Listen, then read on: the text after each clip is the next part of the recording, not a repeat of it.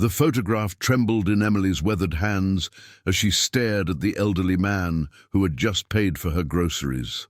Henry Thompson stood before her, his kind eyes filled with confusion as she struggled to find words. Behind them, her 5 children waited by the shopping cart, unaware that their lives were about to change forever. "Sir," Emily whispered, her voice barely audible above the bustling supermarket noise, "I need to show you something." She reached into her worn purse with shaking fingers, pulling out a faded photograph that she had carried for 7 years. "This is my late husband, Michael." Henry's face went pale as he looked at the image. The man in the photograph had his eyes, his smile, his strong jawline. It was impossible yet undeniable. The stranger who had just shown him such kindness was holding a picture of his estranged son, the son he hadn't spoken to in 15 years, the son he thought he'd lost forever. "Where did you get this?" Henry's voice cracked with emotion he hadn't felt in decades. Emily's eyes filled with tears as she realized the magnitude of this moment. "He was my husband. These children," she gestured toward the 5 little ones watching them curiously. "They're his children. They're your grandchildren." The world seemed to stop spinning as Henry Thompson, father of one of New York's most powerful mafia bosses, discovered that destiny had just placed his family right in front of him in aisle 7 of a Brooklyn supermarket. This incredible story of destiny and family reunion is just beginning to unfold. To follow this emotional journey to its heartwarming conclusion, please join our growing community. We're working toward reaching 1,000 subscribers, and your support means everything to us. Hit that subscribe button and let us know in the comments where you're listening from. We love connecting with our audience from around the world. 3 hours earlier, Henry Thompson had been living the quiet, solitary life he'd grown accustomed to over the past 7 years.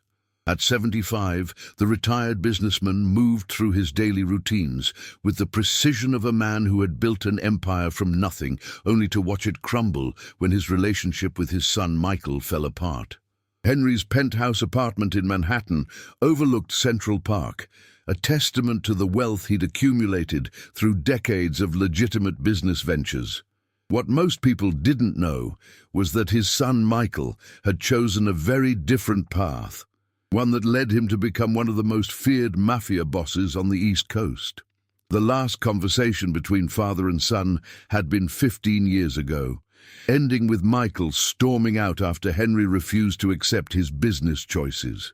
That Tuesday afternoon, Henry had decided to visit his old neighborhood in Brooklyn, where he'd grown up before success lifted him to Manhattan's elite circles. Nostalgia had driven him to shop at the same supermarket where his mother used to take him as a child. The familiar aisles brought back memories of simpler times before money and power had complicated everything.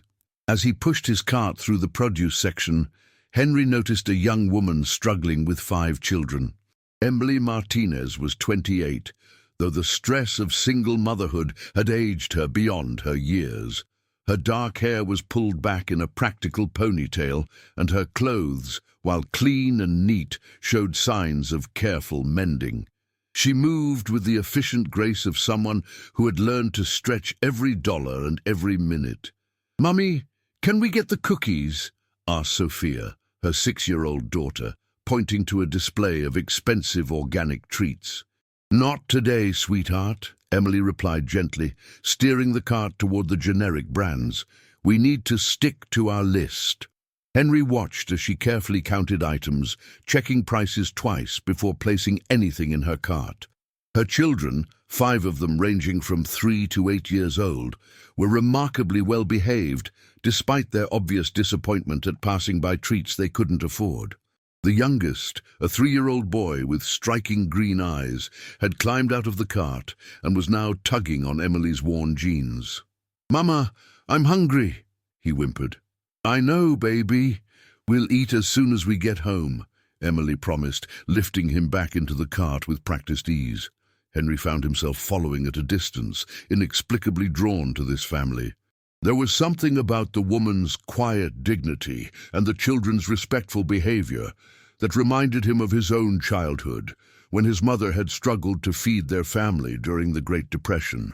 When they reached the checkout line, Henry positioned himself directly behind them. He watched as Emily carefully arranged items on the conveyor belt, organizing them by price and necessity. She had a small notebook where she kept a running tally, her lips moving silently as she calculated. The cashier, a teenager with multiple piercings and an attitude that suggested she'd rather be anywhere else, began scanning items with mechanical indifference. As the total climbed higher, Henry noticed Emily's growing anxiety. She kept checking her worn wallet, counting and recounting the crumpled bills inside. "Your total is $127.83, the cashier announced without looking up. Emily's face went white. She opened her wallet and counted out $89 in various bills and a handful of coins. "I'm sorry," she said quietly, her cheeks burning with embarrassment. "I need to put some things back." The people behind Henry began to shift impatiently, and he could hear someone muttering about people who don't know how to budget. Emily's children sensed their mother's distress, and the youngest began to cry softly. "Which items would you like me to remove?" the cashier asked with barely concealed irritation. Emily looked at her groceries, basic necessities like milk, bread, eggs, and the cheapest cuts of meat she could find. Everything was essential. The meat, I guess," she whispered. "And maybe the milk." "No, Mommy," Sophia protested. "We need milk for cereal." Henry had seen enough. Without hesitation, he stepped forward and placed his hand gently on Emily's shoulder. "Excuse me, miss. I'd like to pay for her groceries." Emily spun around, her eyes wide with shock. "Oh, no, sir, I couldn't possibly." "I insist," Henry said firmly but kindly. He pulled out his platinum credit card and handed it to the stunned cashier. "And please add whatever she had to put back." The entire checkout area had gone quiet. Other customers craned their necks to see what was happening, and even the bored cashier looked up with interest. "Sir, this is incredibly generous, but I can't accept," Emily began, tears streaming down her face. "You're not accepting charity," Henry said gently. "You're allowing an old man to do something good today. Sometimes we all need a little help." As the transaction processed, Henry knelt down to the children's level. "What are your names?" he asked softly. "I'm Sophia," the 6-year-old said shyly. "This is Miguel, he's 8. That's Carlos, he's 5. And Maria is 4. The baby is Antonio." Henry's heart clenched as he looked at their faces. There was something familiar about their features, particularly the youngest boy's striking green eyes. "Those are beautiful names," he said. "You're very lucky to have such a wonderful mother." Emily wiped her tears, still overwhelmed by this stranger's kindness. "I don't know how to thank you, Mr. Thompson." "Henry Thompson."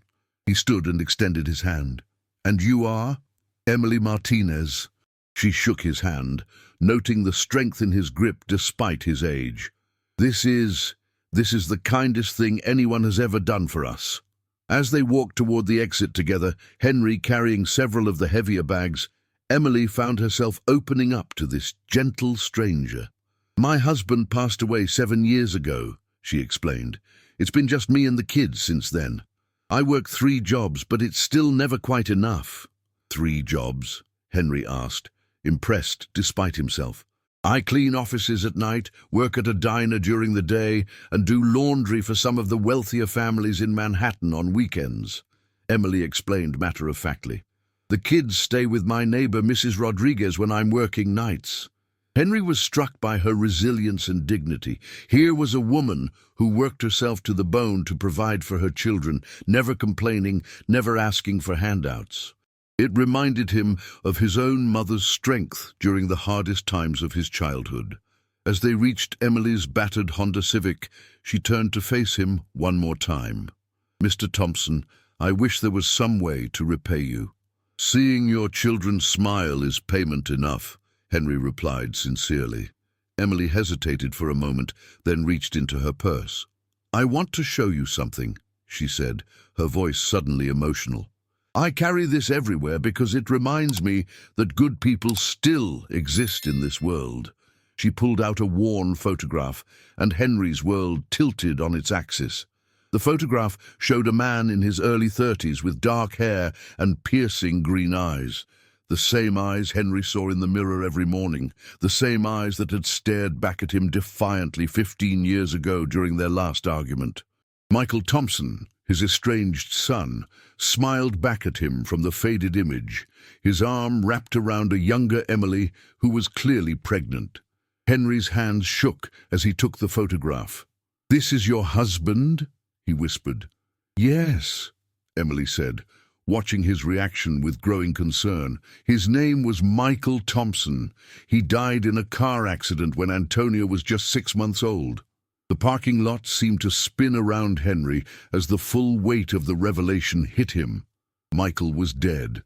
His son, the son he'd been too proud to contact, the son he'd lost to anger and stubbornness, had been gone for 7 years, and he'd never known. "Mr. Thompson, are you all right?" Emily's voice seemed to come from far away. Henry looked up at the 5 children who were now watching him with curious eyes. His grandchildren. 5 beautiful grandchildren he'd never known existed. The youngest boy, Antonio, had Michael's exact features, down to the stubborn set of his jaw. "You said his last name was Thompson?" Henry managed to ask. "Yes, Michael Thompson. He used to tell me stories about his father, a businessman who built an empire from nothing. He said they had a falling out years ago, but that he still loved him."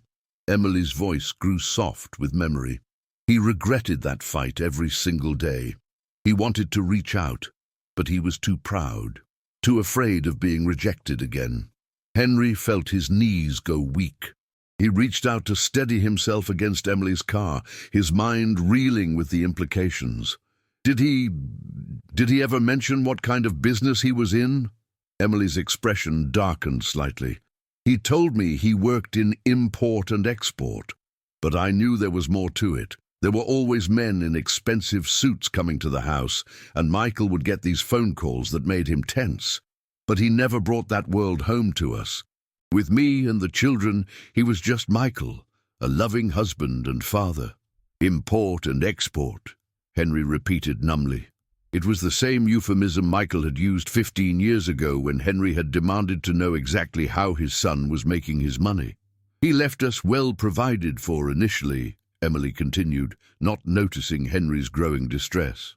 "There was a life insurance policy and some savings. But after the funeral, men came to the house. They said Michael owed money, that his debts had to be paid. They took everything, the house, the cars, even most of the life insurance money." Henry's blood ran cold. He knew exactly what kind of men Emily was describing. The kind of men who worked for people like his son had become. The kind of men who wouldn't hesitate to collect debts from a widow with 5 children. "They left us with nothing," Emily said quietly. "That's when I had to find the 3 jobs. Mrs. Rodriguez helped us find the apartment we live in now. It's not much, but it's safe. And the kids don't know how close we came to losing everything." Henry looked at his grandchildren again, seeing Michael in each of their faces. Sophia had his determined expression. Miguel had his intelligent eyes. Carlos had his mischievous smile. Maria had his gentle nature. And little Antonio was almost a perfect replica of Michael at that age. "Emily," Henry said carefully, "I need to tell you something about your husband's father." "You knew him?" Emily asked, surprised. "I am him," Henry said simply. "Michael Thompson was my son." The photograph slipped from Emily's fingers and fluttered to the ground. She stared at Henry in shock, her mouth opening and closing without sound. Around them, the busy parking lot continued its normal rhythm, oblivious to the life-changing moment unfolding beside the old Honda. "That's impossible," Emily finally whispered. "Michael said his father was a cold, heartless businessman who cared more about money than family." Henry winced at the description, recognizing the bitter words he'd thrown at Michael during their final argument. "I was," he admitted. "I was everything he said and worse. I let my pride and my fear of his choices destroy our relationship. I thought I was protecting him by cutting him off, but I was just a stubborn old fool." Emily sank against her car, overwhelmed. "You're really their grandfather?" Yes, Henry said, his voice breaking, and I've missed 7 years of their lives because I was too proud to pick up a phone. The children, sensing something important was happening, had grown quiet. Sophia, the oldest and most perceptive, stepped closer to her mother. "Mama, is everything okay?" Emily looked at her daughter, then at Henry, then at the other 4 children who were watching with wide, curious eyes. "Children," she said slowly, "I want you to meet someone very special. This is Mr. Thompson. He's your grandfather." The words hung in the air like a prayer. Henry knelt down again, this time seeing his grandchildren with new eyes. These weren't just 5 well-behaved children. They were Michael's legacy, the family he'd built, despite the dangerous world he'd chosen to inhabit. "Our grandfather?" Miguel asked, the 8-year-old's voice filled with wonder. "Like in the stories Mama tells us?" "Yes, sweetheart," Emily said, tears streaming down her face again, "just like in the stories." Little Antonio toddled over to Henry and placed his small hand on the old man's cheek. "Abuelo?" he asked in his baby voice. Henry's composure finally broke. He gathered the little boy in his arms and held him close, breathing in the scent of childhood and innocence. "Yes," he whispered, "Abuelo."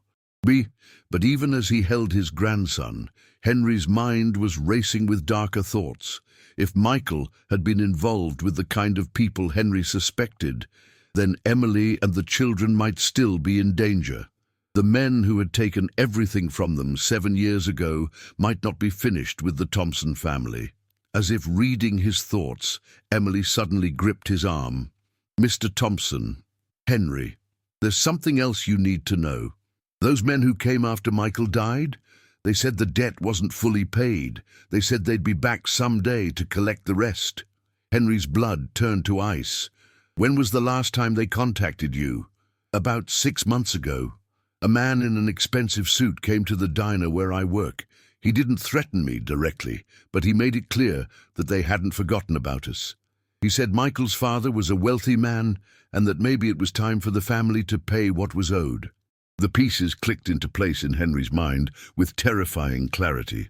Someone in Michael's old world knew about Emily and the children.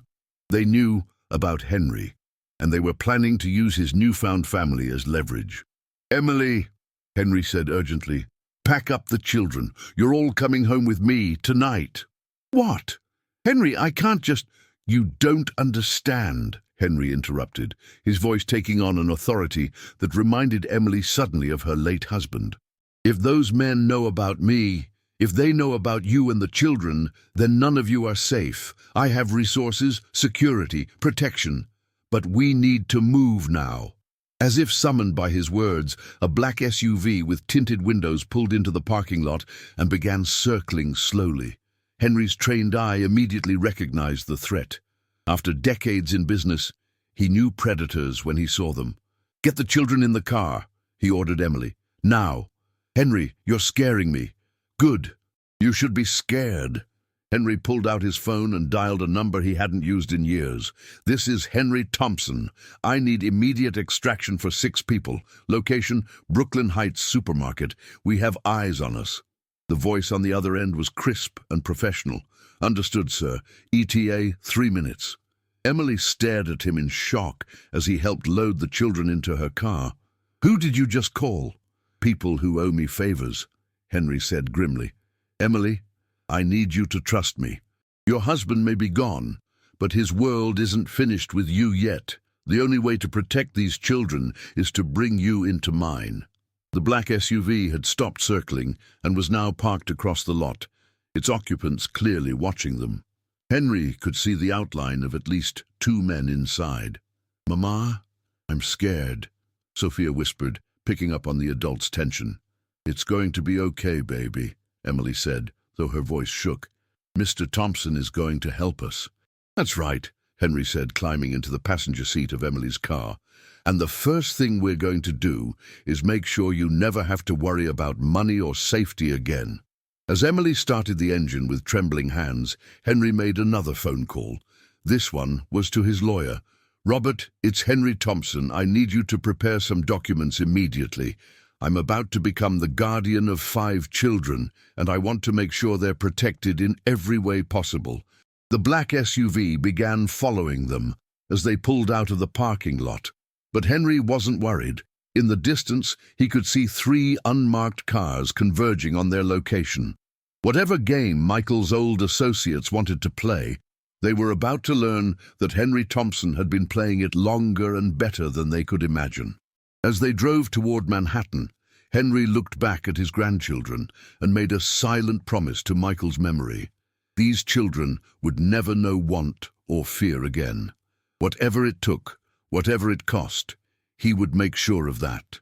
The photo of Michael lay forgotten on the parking lot asphalt, but the family he'd left behind was finally safe in the hands of the father who had never stopped loving him. The penthouse elevator climbed silently toward the 42nd floor as Emily clutched Antonio closer to her chest. The other children pressed against the mirrored walls, their eyes wide with wonder at the luxury surrounding them. Henry stood beside them, his phone buzzing constantly with calls he ignored for now. "Mr. Thompson," Emily said quietly, "I need to understand what's happening. Who were those men following us?" Henry's jaw tightened as he watched the floor numbers climb. "People from Michael's past. People who think they can use you and the children to get to me. But why? What could they possibly want from us?"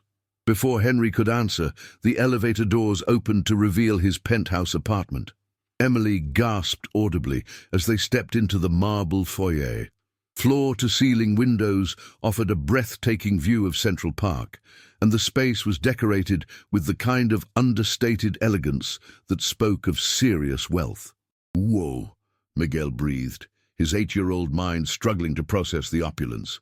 "Is this where you live, abuelo?" Sophia asked, her hand finding Henry's automatically. "Yes, sweetheart, and now it's where you live too," Henry said, his heart swelling at the word abuelo. "At least until we can make sure you're all safe." Emily set Antonio down, and the toddler immediately began exploring, his small hands touching everything within reach. "Henry, this is too much. We can't just move in here. I have jobs, responsibilities." "Emily," Henry interrupted gently, "sit down. Please, there are things about your husband, about my son, that you need to know." She settled onto the plush sofa, gathering Maria and Carlos close to her. Henry poured himself a scotch, with hands that still trembled slightly from the adrenaline of their escape. "Michael wasn't just involved in import and export," Henry began. "He was the head of one of the most powerful crime families on the East Coast. The Thompson family, they called it, though he built it from nothing after our falling out." Emily's face went pale. "Crime family? You mean like the mafia?" "Exactly like the mafia," Henry confirmed. "My son became what's known as a don, a boss.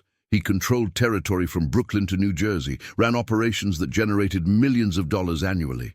But he was so gentle with us," Emily whispered. "He never brought violence into our home." "Because he loved you," Henry said simply. "Michael compartmentalized his life completely. With you and the children, he could be the man he wanted to be, but in his business, he had to be someone else entirely." Henry walked to a hidden panel in the wall and pressed his palm against it. The panel slid away, revealing a safe. From it, he withdrew a thick folder filled with newspaper clippings, photographs, and documents. "After our fight, I hired private investigators to keep track of Michael," Henry admitted. "I told myself it was just to make sure he was safe, but really, I was hoping he'd come back. I have 15 years' worth of reports about his activities." Emily opened the folder with shaking hands. The first photograph showed Michael in an expensive suit, surrounded by men who looked like they could kill without blinking. The headline read, "Thompson crime family expands territory in violent turf war."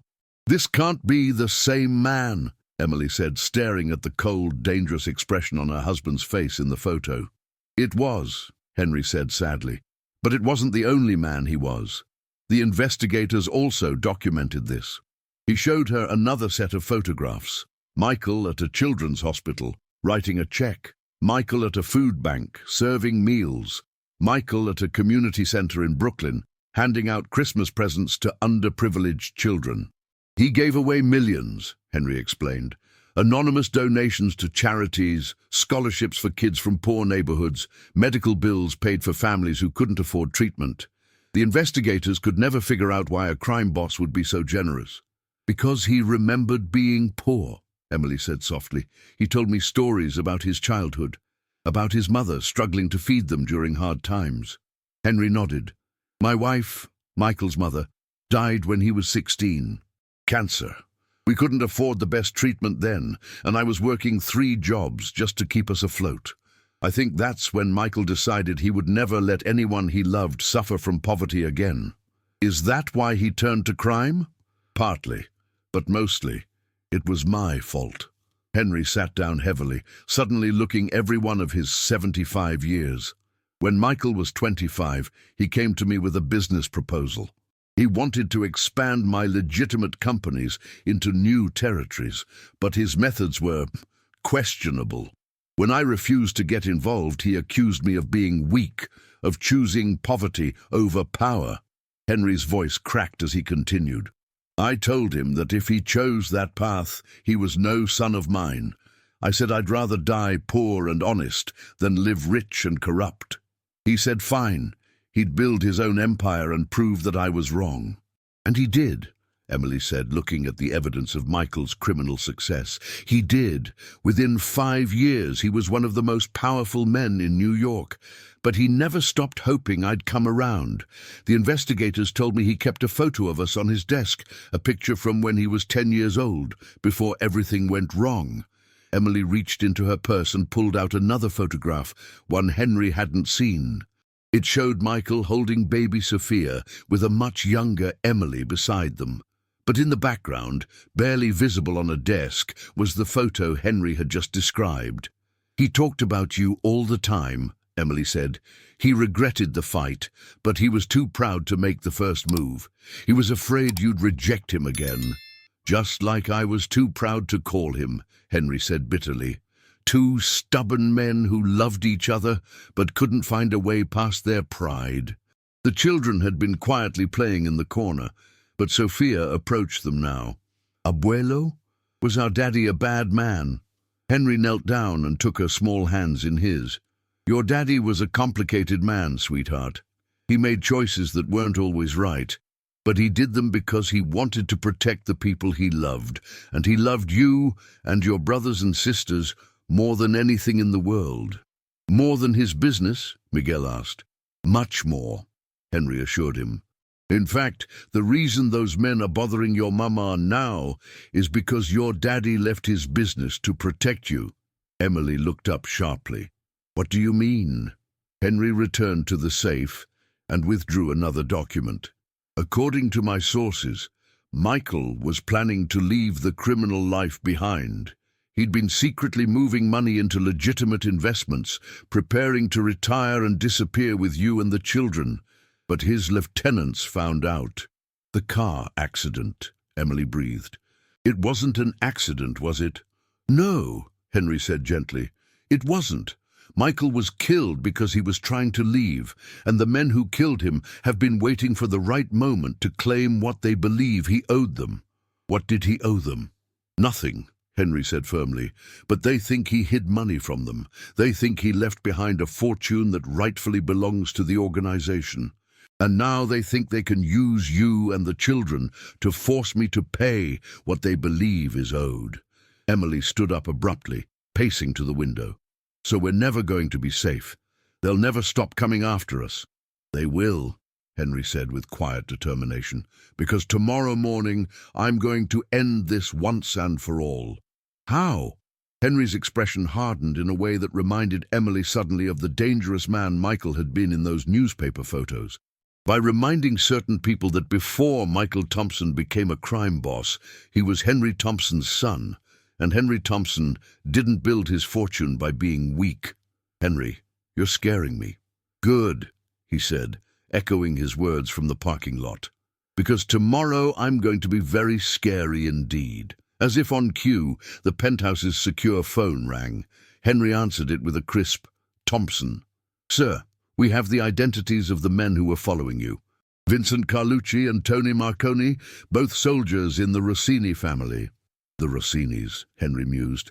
I should have known. They've been trying to absorb Michael's territory since he died. There's more, sir. Our sources indicate they're planning to make contact tomorrow. They want to arrange a meeting. Perfect, Henry said. Set it up. Neutral location, full security protocols. Sir, are you sure that's wise? Henry looked at his grandchildren, who were now playing with toys he'd had delivered while they talked. It's necessary. After he hung up, Emily approached him. You're really going to meet with them? I'm going to end this, Henry said. Michael died trying to protect you and the children. I won't let his sacrifice be in vain. What if something happens to you? What if they hurt you? Henry smiled, and for a moment Emily saw where Michael had gotten his confidence. Emily, my dear, I've been dealing with dangerous men since before those boys were born. The difference is, I've always done it legally. What do you mean? I mean that Henry Thompson Enterprises didn't become a billion-dollar corporation by accident. I've been playing chess with criminals, politicians, and corporate raiders for 50 years. The only difference between me and Michael is that I never cross the line into illegal activities. But you know how to fight dirty. When necessary, Henry confirmed, and protecting my family is definitely necessary. That night, as Emily tucked her children into beds that cost more than she used to make in a month, she found herself thinking about the strange turns life could take. This morning, she'd been a struggling single mother, counting pennies at a grocery store. Tonight, she was living in a penthouse, protected by a grandfather her children had never known existed. Mama, Sophia whispered as Emily kissed her goodnight. Yes, baby? I like Abuelo. He has kind eyes like Daddy did. Yes, he does, Emily agreed. Are we really safe now?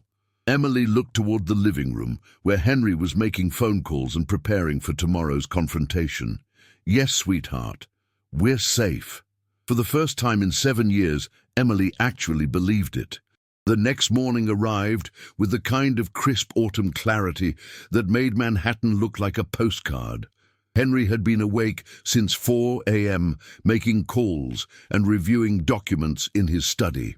When Emily emerged from the guest bedroom, she found him standing at the window in an impeccably tailored charcoal suit, looking every inch the powerful businessman he was. Good morning, she said softly, not wanting to wake the children. Good morning. Coffee? Henry gestured to a service that had been set up on the dining table. Please. Emily poured herself a cup, noting that it was the expensive kind she'd only tasted once before. You look like you're going to war. In a way I am, Henry replied. But first, we need to talk about the children's future. Henry, I appreciate everything you've done, but I can't let you just take over our lives. I'm not taking over, Henry interrupted gently. I'm offering to share. Emily, those children are my grandchildren. They're Michael's legacy and my second chance at being the father and grandfather I should have been all along. Emily sat down at the dining table, overwhelmed by the luxury surrounding her. What are you proposing? I want to set up trust funds for all 5 children. Education, healthcare, housing, everything they'll ever need. I want to buy you a house in a safe neighborhood, somewhere they can have a normal childhood. I can't accept that much. You can, and you will, Henry said firmly. Not for yourself, but for them. They're Thompsons, Emily. They deserve to have every advantage in life. Before Emily could respond, the sound of children's laughter echoed from the guest rooms. Soon, all 5 were tumbling into the dining area, their eyes wide at the elaborate breakfast spread that had appeared as if by magic. Abuelo! Antonio toddled over to Henry, who scooped him up with obvious delight. Good morning, mi nieto, Henry said, using the Spanish term of endearment naturally. Are you hungry? Pancakes, the little boy declared, pointing at the stack of fluffy pancakes on the table. As the children ate breakfast, Henry found himself studying each of their faces, memorizing details he'd missed the day before. Sophia had Michael's intelligence and natural leadership qualities. She automatically helped the younger ones with their food and made sure everyone had what they needed. Miguel was quiet and observant, taking in everything around him with the same analytical mind Michael had possessed. Carlos was the entertainer, making jokes and keeping everyone laughing. Maria was gentle and artistic, arranging her fruit into patterns before eating it. And Antonio was pure joy, finding wonder in everything from the crystal glasses to the view from the window. "Tell me about school," Henry said to Sophia. "I go to PS 234, she said proudly. "I'm in first grade and I can read chapter books." "That's wonderful. What's your favorite subject?" "Math. I like solving problems." Henry smiled, remembering how Michael had shown the same aptitude for numbers at her age. "What about you, Miguel?" "I like science," the 8-year-old said, "especially space stuff. I want to be an astronaut someday." "An excellent goal," Henry said seriously. "Did you know that astronauts need to be very good at math and science?" "Really? Then I better study harder." As the conversation continued, Emily watched Henry interact with the children. There was no awkwardness, no uncertainty. He seemed to instinctively know how to talk to each of them at their level. It was clear that being a grandfather came naturally to him. "Abuelo," Carlos piped up, "do you have any toys here?" "Well," Henry said thoughtfully, "I don't have toys yet. But I was thinking we might go shopping later and pick out some things for your rooms." "Our rooms?" Maria asked. "Of course. If you're going to stay here sometimes, you'll need your own spaces." Emily started to protest, but Henry held up a hand. "We'll discuss the details later," he said. "Right now, I have some business to take care of." An hour later, Henry's driver arrived to take Emily and the children to a nearby park, while Henry attended his meeting. Emily had wanted to stay, to somehow help, or at least be present for the confrontation that would determine their future. But Henry had been adamant. "This is not something children should be anywhere near," he'd said, "and I need to know you're all safe while I handle this." The meeting was set for noon at a restaurant in Little Italy, neutral ground that both sides could agree on. Henry arrived with 2 bodyguards, men who looked more like accountants than muscle, but whose eyes missed nothing. The Rossini representatives were already there. Vincent Carlucci, a man in his 50s with the soft look of someone who'd grown comfortable with power, and Tony Marconi, younger and hungrier, with the kind of nervous energy that made him dangerous. "Mr. Thompson," Carlucci stood as Henry approached their table. "Thank you for agreeing to meet." "Let's skip the pleasantries," Henry said, taking his seat. "You have something that belongs to my family. I want it back." Carlucci smiled, but it didn't reach his eyes. "I think there's been a misunderstanding. We're the ones owed something. Your son took a considerable amount of money when he decided to retire." "My son is dead," Henry said coldly. "Whatever business arrangements he had died with him." "Not quite," Marconi interjected.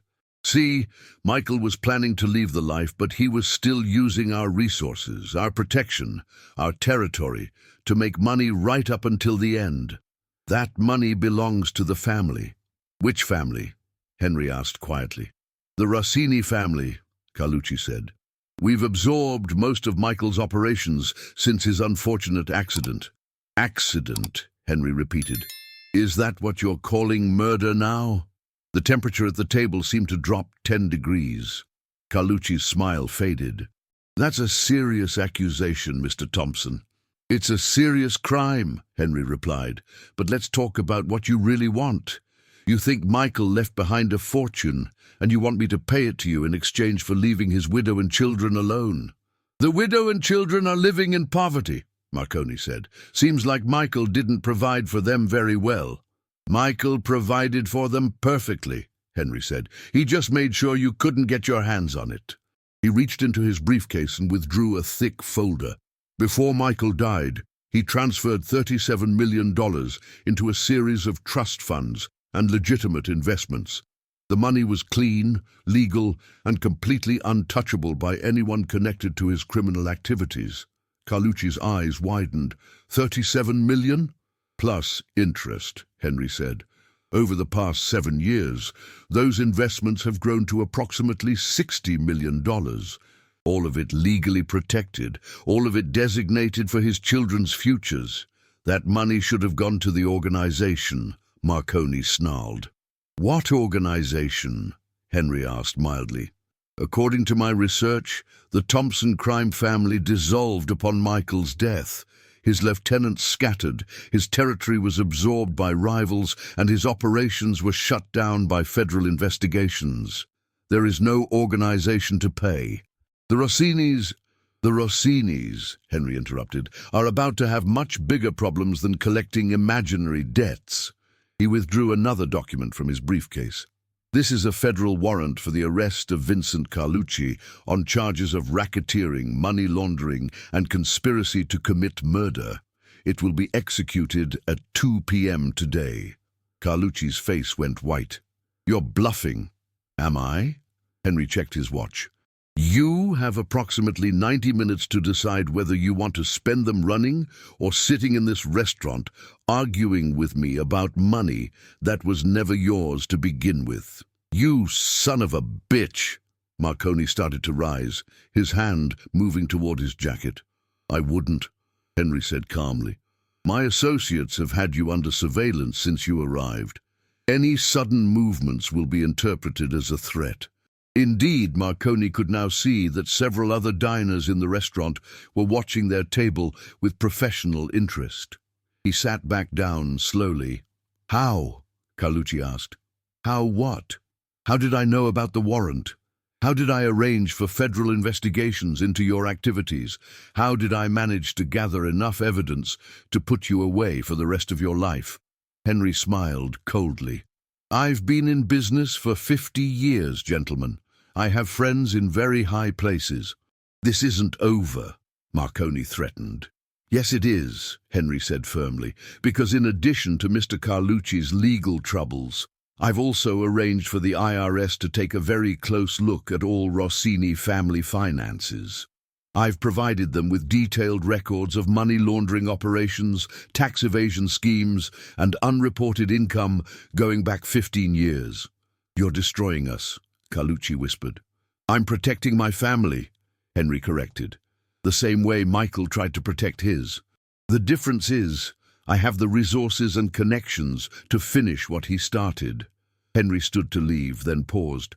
Oh, and gentlemen, if anything happens to me, if my family is threatened in any way, if so much as a parking ticket appears on my daughter-in-law's car, there are sealed envelopes in the hands of 5 different federal agencies containing everything I know about organized crime in New York. Everything. As Henry walked away, he could hear Marconi cursing and Carlucci making frantic phone calls. But he wasn't worried. By the time he reached the park, where Emily and the children were waiting, the threat to his family would be over. He found them at the playground, where Emily was pushing Antonio on a swing while the other children played on the elaborate equipment. The sight of his grandchildren laughing and playing like normal kids filled Henry with a satisfaction he hadn't felt in decades. How did it go? Emily asked as he approached. It's over, Henry said simply. They won't be bothering us again. Just like that? Just like that? Henry lifted Antonio from the swing and spun him around, delighting in the child's squeals of laughter. Now I believe someone mentioned something about toy shopping? Toys! Carlo shouted, running over from the monkey bars. And new clothes, Henry added, looking at their worn but clean outfits. And perhaps we should look at some schools in better neighborhoods.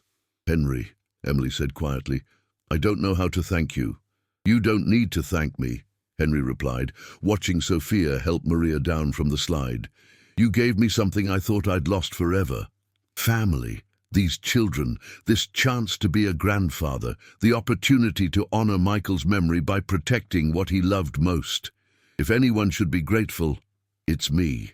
As they walked back toward the car, Henry's phone buzzed with a text message. Carlucci in custody. Rossini operations shut down. Your family is safe. Henry smiled and deleted the message. Then he turned his attention back to his grandchildren, who were chattering excitedly about the toys they wanted to buy and the rooms they wanted to decorate. For the first time in 15 years, Henry Thompson felt like he was exactly where he belonged. 6 months later, The transformation was complete. Emily stood in the kitchen of her new home in Westchester County, watching through the window as Henry taught Miguel and Carlos how to throw a baseball in the backyard. The house was beautiful, but not ostentatious. A 4-bedroom colonial with a large yard, perfect for children to grow up in. "Mama, look!" Sophia called from the dining room, where she was doing homework at the antique table Henry had bought specifically for that purpose. "I got an A on my math test." "That's wonderful, sweetheart," Emily said, walking over to examine the paper. Sophia's new school was challenging, but she was thriving in the environment where her intelligence was recognized and nurtured. The past 6 months had been a whirlwind of changes, all of them positive. Henry had kept his word about everything: the house, the trust funds, the security. But more than that, he'd become the grandfather the children had never known they needed. He picked them up from school twice a week, took them to museums on weekends, and had somehow managed to memorize each of their favorite foods, books, and activities.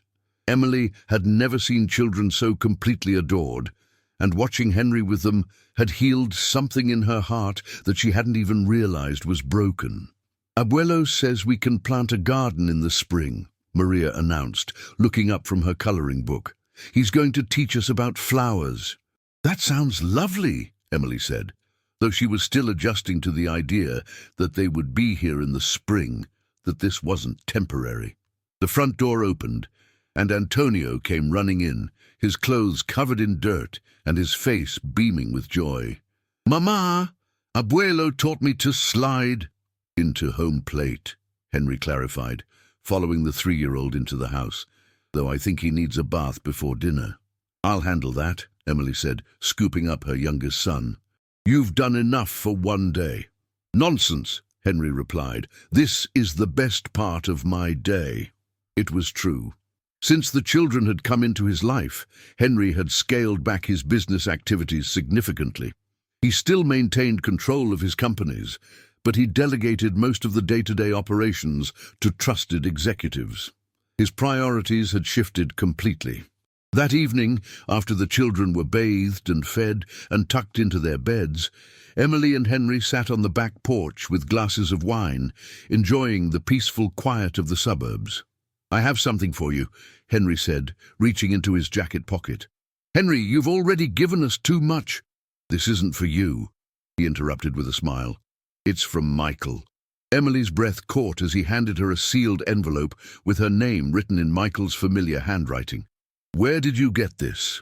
"Michael's lawyer contacted me last week. Apparently, Michael left instructions that if anything happened to him, and if I ever reconciled with the family, this letter should be given to you." With trembling hands, Emily opened the envelope and unfolded the single sheet of paper inside. "My dearest Emily, if you're reading this, then 2 things have happened. I'm gone, and my father has found you and the children. I pray that the first isn't true, but if it is, then I'm grateful beyond words for the second. I know I never told you much about my father, and what I did tell you wasn't always fair. The truth is, Henry Thompson is the best man I've ever known, and I've spent my entire adult life trying to live up to his example while simultaneously rejecting everything he stood for. It's a contradiction that has tortured me every day since our fight. My father built his fortune through hard work, intelligence, and absolute integrity. I built mine through violence and fear. He created something that made the world better. I created something that made it worse. But despite our differences, despite the terrible things I said to him, I never stopped loving him, or hoping that someday we could find our way back to each other. If he's found you, if he's taking care of you and our children, then I know you're in the best possible hands. He will give them everything I couldn't, not just money and security, but the kind of moral foundation that I lost somewhere along the way. Tell him I'm sorry. Tell him I loved him every day, even when I was too proud to say it. Tell him that the best parts of me, the parts you fell in love with, came from him. And Emily, my love, don't mourn for me too long. You deserve happiness, and our children deserve to grow up in a house filled with joy, not sorrow. If my father can give you that, then my death will have served some purpose. Take care of each other. Be the family I always wanted us to be. All my love, Michael P.S. There's a safety deposit box at First National Bank, box 1247. The key is taped under the drawer in my old desk. Inside, you'll find something for each of the children and something special for you. I hope it makes you smile. Emily was crying by the time she finished reading, and when she looked up, she saw that Henry's eyes were wet as well. He never stopped loving you, she said softly. Nor I him, Henry replied. I was just too stubborn to tell him. He knew, Emily said with certainty. He always knew. They sat in comfortable silence for a while, each lost in memories of the man who had connected them. Finally, Henry spoke. Emily, there's something else I need to discuss with you. And what is it? I'm 75 years old. I'm in good health now, but I won't live forever. I need to know that when I'm gone, the children will still be taken care of. Emily's heart clenched at the thought of losing Henry too. What are you saying? I'm saying I want to adopt you. What?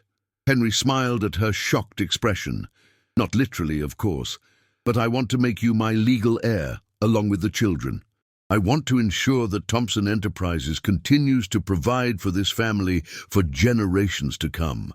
Henry, I couldn't possibly run a billion-dollar company. You wouldn't have to. I have excellent managers and a board of directors who could handle the day-to-day operations. But I want the controlling interest to stay in the family. I want Michael's children to inherit what should have been his. Emily was quiet for a long moment, overwhelmed by the magnitude of what he was offering. Why? She finally asked. Because you're my family now, Henry said simply. Because those children in there are the most important thing in my life. Because I want to make sure that no matter what happens, they'll always be safe and provided for.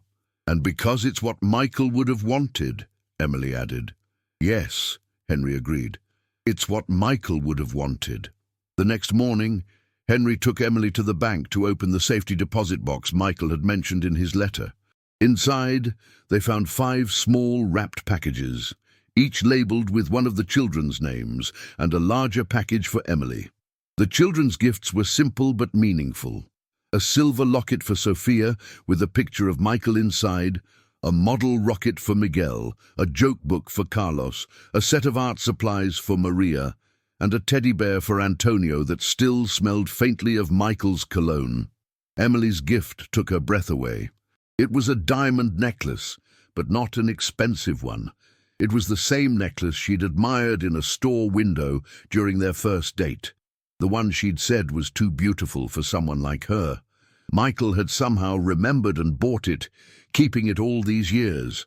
He was going to give this to you for your anniversary, Henry said, reading the note that came with it.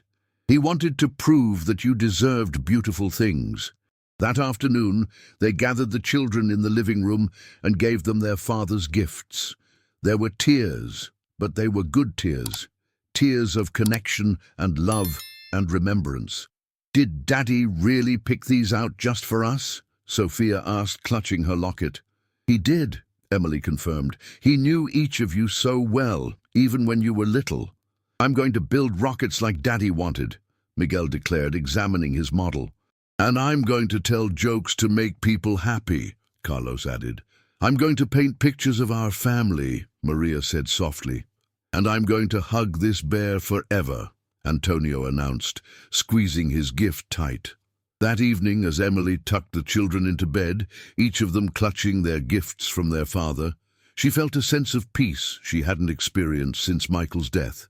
They were safe, they were loved, and they were finally, truly home. "Mama," Sophia said as Emily kissed her goodnight. "Yes, baby? I think Daddy sent Abuelo to find us." Emily smiled, thinking of all the coincidences that had led to that moment in the grocery store. "I think you might be right. Do you think Daddy's happy now?" "I think he's very happy," Emily said. "I think he's watching over all of us, and he's proud of the family we've become." As Emily turned off the light and closed the door, she could have sworn she felt Michael's presence in the room, not sad or lost, but peaceful and content, knowing that his children were exactly where they belonged. 3 years later, Emily stood in the garden behind their Westchester home, watching as Henry taught 8-year-old Antonio how to plant tomatoes. The spring air was warm and filled with the sound of children's laughter as Sophia, now 10, helped Miguel and Carlos set up a baseball game in the yard. Maria, 7, sat nearby with her easel, painting a picture of the family gathering. "Careful with the roots, mi nieto," Henry said gently, guiding Antonio's small hands. "Plants are like people. They need care and patience to grow strong." Antonio looked up at his grandfather, his eyes shining with admiration. "Like how you take care of us, Grandpa?" Henry smiled, his heart swelling with love. "Exactly, Antonio. Family is the most important thing." Emily approached, carrying a tray of lemonade. She placed it on the picnic table and joined Henry and Antonio by the garden bed. "You've become quite the gardener," she teased Henry. He chuckled, wiping his hands on his jeans. "I had a good teacher," he replied, nodding toward Antonio. As the sun began to set, casting a golden glow over the yard, the family gathered around the table. They shared stories, laughter, and dreams for the future. The shadows of the past had faded, replaced by the light of love and unity. Henry looked around at his family, his heart full. He had found redemption not in wealth or power, but in the simple, profound joy of being a father and grandfather. The photograph that Emily had shown him years ago had indeed changed his life, leading him to the greatest treasure he had ever known: his family. This heartwarming story of destiny, family, and second chances has reached its beautiful conclusion. If this tale of love and redemption touched your heart, please show your support by hitting the like button and sharing it with someone who believes in the power of family. New stories of hope and transformation are coming soon. Until next time, remember that sometimes the most unexpected encounters can change everything.